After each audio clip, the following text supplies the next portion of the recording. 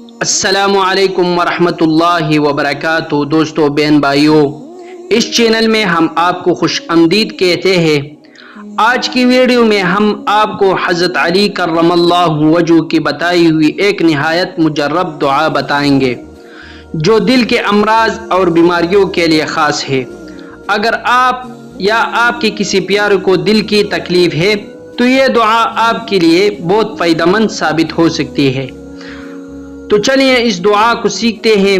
اگر ویڈیو اچھی لگے تو دوستو ضرور کمنٹ کرنا ہے اور آگے شیئر کرنا صدقے کی نیت سے کرنا ہے تاکہ اور لوگوں کو بھی فائدہ پہنچ سکے۔ تو چلیے اس دعا کو سیکھتے ہیں۔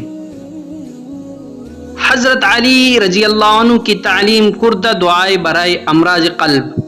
ہر واجب نماز کے بعد دل پر ہاتھ رکھ کر پہلے درود پڑھے، پھر 11 مرتبہ یا حی یا قیوم کہے اور 12ویں مرتبہ یوں کہے: یا حی یا قیوم یا لا الہ الا انت اسألک ان تحیی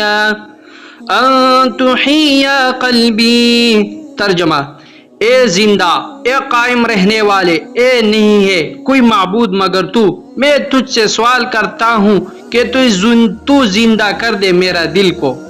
اگر ویڈیو اچھی لگے تو دوستوں کے ساتھ ضرور شیئر کرنا ہے صدقے کی نیت سے، اور ایک پیارا سا کمنٹ لازم کرنا ہے۔ جزاک اللہ۔